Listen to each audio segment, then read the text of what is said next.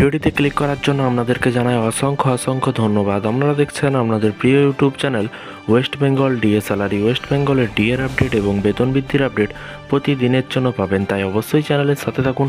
চ্যানেলটিকে সাবস্ক্রাইব করে পাশে থাকা বেল আইকনটিতে প্রেস করে রাখতে ভুলবেন না। চুক্তিভিত্তিক কর্মচারীদের জন্য বাড়ল অবসরকালীন ভাতা, লাভবান হবেন শিক্ষা বন্ধুরাও। তো ফ্রেন্ডস, অবসরকালীন ভাতা বাড়ল চুক্তিভিত্তিক কর্মচারীদের। কি বলা হয়েছে এক নজরে দেখে নেব। এর আগের ভিডিওতে আমরা আপনাদেরকে বলেছিলাম শিক্ষা বন্ধুদের বেতন বৃদ্ধি হলো বা তাদের হচ্ছে অবসরকালীন যে ভাতা বা রিটায়ারমেন্টের পরে যে 2 লক্ষ টাকা বা 3 লক্ষ টাকা পেতেন, সেটা কিন্তু বৃদ্ধি করেছে মাননীয় মুখ্যমন্ত্রী। তা বাদেও কিন্তু চুক্তিভিত্তিক কর্মচারীদের বেতন বৃদ্ধি করা হলো ভোটের আগেই। কি বলা হয়েছে এক নজরে দেখে নেব। দেখতেই পাচ্ছেন লোকসভা নির্বাচনের মুখে পদক্ষেপ রাজ্যের ক্ষমতাশীল মমতা বন্দ্যোপাধ্যায় সরকার। গত ফেব্রুয়ারি মাসে রাজ্য বিধানসভায় পেশ হওয়া 2024-25 অর্থবর্ষে বাজেটে ঘোষণা করা হয়েছিল রাজ্য সরকারি চুক্তিভিত্তিক কর্মচারীদের অবসরকালীন ভাতা বৃদ্ধি করা হবে, এবং এরকমটাই কিন্তু 2024-25 অর্থবর্ষে বলা হয়েছিল। এবং দেখুন, এখানে বলা হয়েছে সেই ঘোষণা মোতাবেক এবার পদক্ষেপ নিল নবান্ন। রাজ্য সরকারের বিভিন্ন দপ্তর প্রকল্পে কাজের সঙ্গে যুক্ত চুক্তিভিত্তিক কর্মচারী অবসরকালীন ভাতা হিসেবে পদেয় এককালীন অনুদান বাড়িয়ে 5 লক্ষ টাকা করে দিল মমতা বন্দ্যোপাধ্যায় সরকার। গতকাল এই মর্মে কিন্তু বিজ্ঞপ্তি জারি করা হয়েছে। রাজ্যের অর্থ দপ্তরে একটি বিজ্ঞপ্তি জারি করা হয়েছে। আগামী এপ্রিল মাস থেকেই কিন্তু এই বর্ধিত ভাতা পাবেন চুক্তিভিত্তিক কর্মীরা, যারা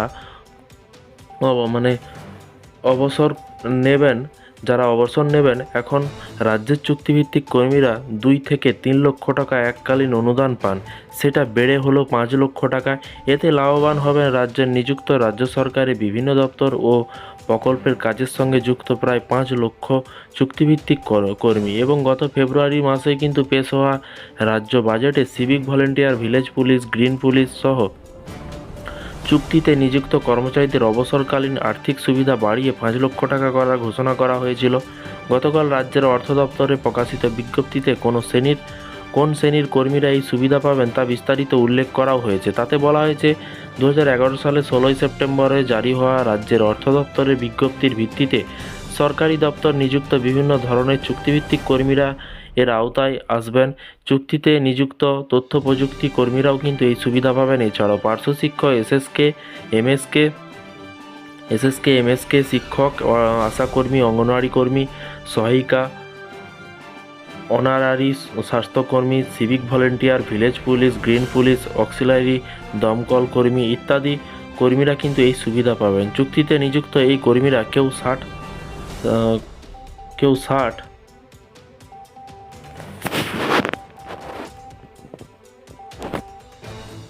বা 65 বছর পর্যন্ত কাজ করেন।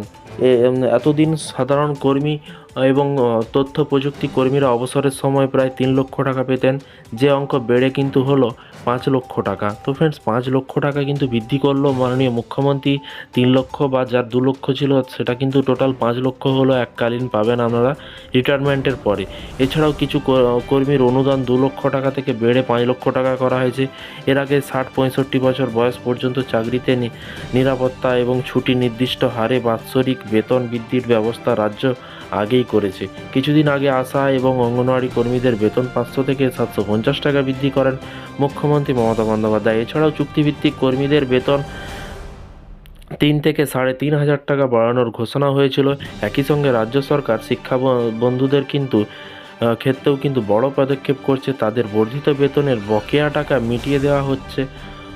2018 সালে মার্চ মাসে শিক্ষা বন্ধুদের বেতন বৃদ্ধি হয়, কিন্তু তা চালু হয়েছিল 2019 সালে। এককালীন সেই এরিয়ারের টাকা এবার সরকার মিটিয়ে দিতে চলেছে। ইতিমধ্যেই তাদের বেতন 5,958 টাকা থেকে বাড়িয়ে কিন্তু 8,335 টাকা করা হয়েছে। এখন এই কর্মীরা 8,335 টাকায় বেতন বাবদ পাবেন। তো ফ্রেন্ডস, বিষয়টি বুঝতে পারলেন। এই ছিল আজকে একটি ছোট্ট আপডেট। এই ধরনের সরকারি কর্মচারী, স্থায়ী অস্থায়ী চুক্তিভিত্তিক সমস্ত কর্মচারীদের আপডেট পাওয়ার জন্য অবশ্যই West Bengal DA salary YouTube চ্যানেলটিকে সাবস্ক্রাইব করে রাখুন। এর আগের ভিডিওগুলো দেখুন, তাহলেই বুঝতে পারবেন যে প্রতিদিন কিন্তু কোনো না কোনো নোটিফিকেশন বা আর্টিকেল বেরোলেই কিন্তু আপনাদেরকে ভিডিওর মাধ্যমে দেখানো হয়। তাই চ্যানেলটিকে ফলো করতে ভুলবেন না। চ্যানেলের সাথে থাকুন। আপনাদের মতামত অবশ্যই নিচে কমেন্ট বক্সে কমেন্ট করে জানাবেন। আপনারা কোন ডিপার্টমেন্টে কাজ করছেন অবশ্যই নিচে কমেন্ট বক্সে কমেন্ট করে জানাতে ভুলবেন না। Thank you.